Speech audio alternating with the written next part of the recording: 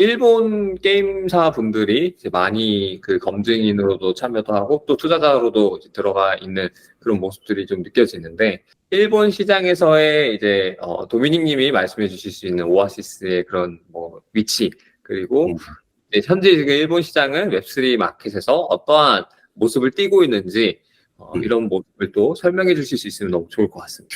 이제 게임 업계에서는 독보적이라고 보고 있습니다.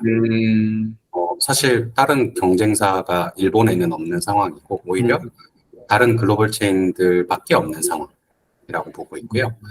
그러다 보니까 굉장히 많은 일본 게임사분들이 참가를 해주고 이런 움직임이 왜 보이고 있는지에 대해서는 이제 조금 살짝 매크로를 볼 필요가 있는데 많은 메인스트림 기업들, 소위 말하는 이제 대기업들이 일본에서는 이제 웹3 시장으로 출사표를 던지고 있는 상황이고 적어도 80% 이상, 최근에는 더 높아졌을 텐데 90% 이상이 이미 게임을 만들고 있습니다. 웹3 게임을 만들고 있습니다. 기획하고 있는 게 아니고 실제로 작업을 시작하고 만들고 있어요. 근데 이 배경에는 일본의 가장 큰 특징이라고도 볼 수 있는 규제적 명확성이 1차적으로 있었다고 저희는 보고 있고 2차적으로는 정부가 거기에 추가로 이제 추가적인 지원이라든지 규제 완화의 움직임을 실제로 보여주고 있다는 점이 있다 보니까 실제로 웹3 사업을 전개를 하려고 바쁘게 움직이고 있는 그런 그림이 완성되고 있는 것 같고요. 전 세계로 보자면은 이제 많은 나라가 지금 규제 정립에 본격적으로 돌입한 분위기가 글로벌리 있잖아요. 일본의 경우에는 블록체인 관련 규제가 이미 몇 년 전에 명확하게 확립이 되어 있었다는 측면에서 블록체인 쪽으로 사업 분야를 확장시키는 데 있어서 굉장히 좋은 여건이 갖추어져 있다라고도 말씀드릴 수 있을 것 같아요. 그 이유는 대기업분들 같은 경우에는 사실 규제가 아직 덜 만들어져서 비용이 좀 덜 든다. 이런 게 중요한 게 아니고 규제가 명확하게 있어서 우리의 규제적 리스크가 제로에 가까운 상황을 만드는 게 더 좋거든요. 할 수 있는 거 없는 거가 명확한 거. 근데 이 같은 경우에는 이런 것들이 다른 나라와 비교했을 때 굉장히 명확하게 정립이 되어 있고 여기에 추가적으로 규제 당국 같은 경우에는 뭐 그레이존 해소, 태스크포스 같은 것들을 운영을 하면서 많은 기업들이 블록체인 사업을 시작하는 데 있어서 이제 성문으로만 써져 있는 걸 읽어봤을 때는 명확하지 않은 부분도 있을 수 있잖아요. 이제 그런 거에 대해서 이제 하나하나 상담을 해주면서 그런 규제에 대한 명확성을 계속해서 향상시켜 나가고 있는 그런 상황이고 이런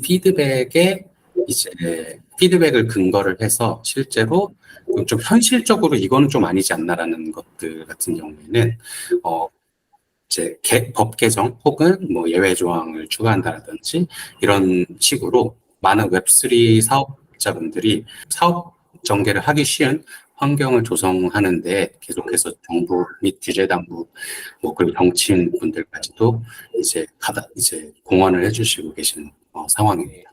처음 저희가 이더리움이라든지 이제 여러 퍼블릭 블록체인에서의 이제 많이 바라봤던 그런 지향점들은 거의 피어 투 피어 이제 네. 대기업 간의 거래라든지 송금이라든지 이제 자산 이동이라든지 아니면 이제 탈중앙화 앱들에서 이제 많은 결국 커뮤니티 드리븐 바텀업의 시기에 이제 구조가 약간 메인스트림이었다면 요새의 분위기는 B2B 혹은 비즈니스 투 피어 이쪽으로 가고 있어서 기존에 많은 유저 풀을 갖고 있는 웹2의 트레디셔널 기업들이 이 블록체인에 컴플라이언트하게 온보딩을 잘 하고 이들이 이 많은 블록체인 내의 유저들을 만날 수 있게 해주는 그 환경을 잘 구성하는 굉장히 떠오르고 있는 이제 하나의 또 무브먼트가 제가 보이는 것 같아요. 이제 일본 내 코인 중에 그 거래될 수 있는 코인이 몇 개 없다 이런 얘기 많이 들었거든요. 한 10몇 개고.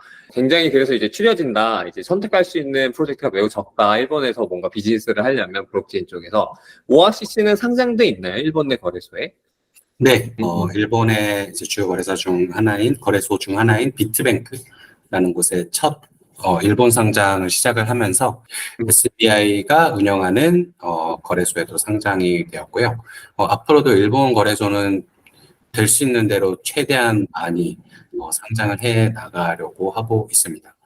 일본 같은 경우에는 상장을 할 때 금융 규제 당국인 금융청의 승인을 받아야 되는데요.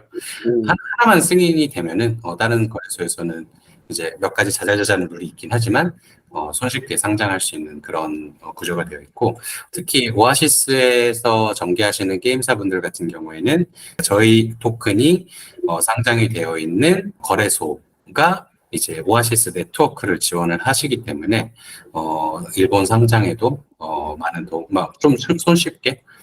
말씀은 벌스 체인에서 뭐 예를 들어 독자적인 토큰을 낼 수 있으면 그게 그 토큰이 일본 거래소 내에서 상장하기 편하다는 말씀이신 거죠? 네, 맞습니다.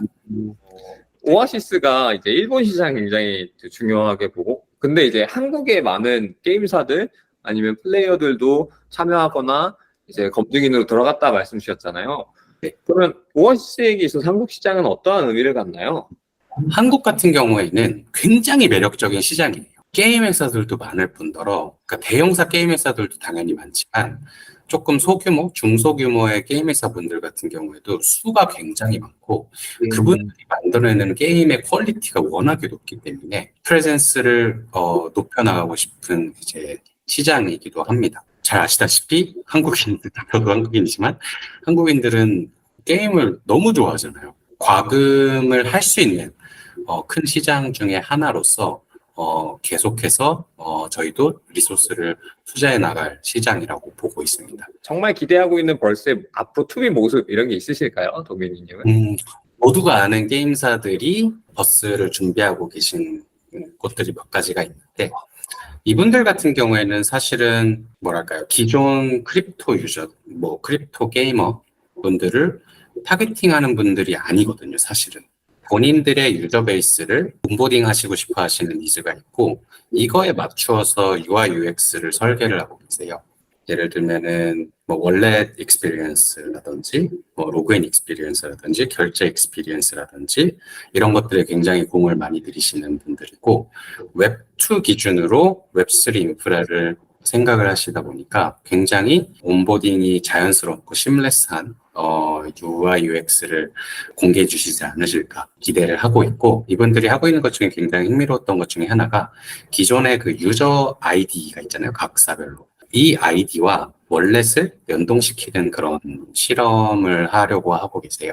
기존 유저들 같은 경우에는 본인 아이디로 로그인 해가지고 새로운 콘텐츠 나왔다 그래서 해보고 있는데 뒤에서는 월렛이 생성돼 있는 이제 그런 익스피리언스를 노리시고 계시거든요. 그런 대형 게임사분들의 실험이 저는 사실 굉장히 흥미로워요.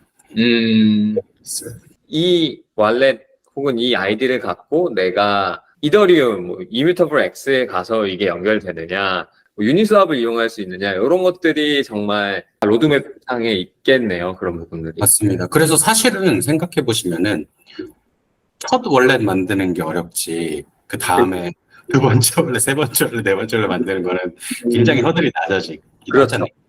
그리고 자산이 온체인상에 조금씩 쌓여가기 시작하면은 알아서 배우거든요, 유저들.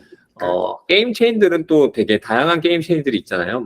이뮤터블 X, 이더리움 위에서는 굉장히 또 선제적이었고, 이제 많은 게임사들이 여기에서 또 빌딩을 하고 있는 걸로 알고 있고, 국내면 이제, 위믹스가 있죠. 위믹스도 있고, 이런 여러 이제 게임 쪽에 또 특화된 체인들이 존재하는데, 이들과 비교했을 때, 이제 오아시스가 갖고 있는 특별성, 강점, 뭘로 이렇게 또 제시할 수 있을까요?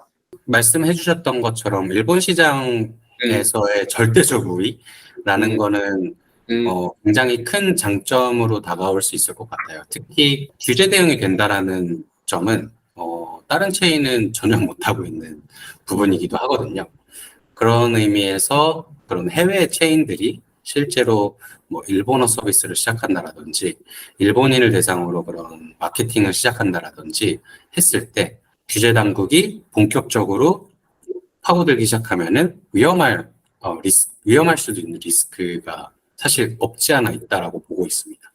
오아시스는 어떻게 보면은 거의 유일하게 규제가 존재하는 나라의 규제대로 이렇게 만들어 놓은 게 없지 않아 있고, 많은 대응을 할 수 있지 않을까. 뭐 그거 말고도 조금 정성적인 측면에서는 나오는 컨텐츠들에 대한 이제 퀄리티 같은 것들은 보장될 수 있지 않을까.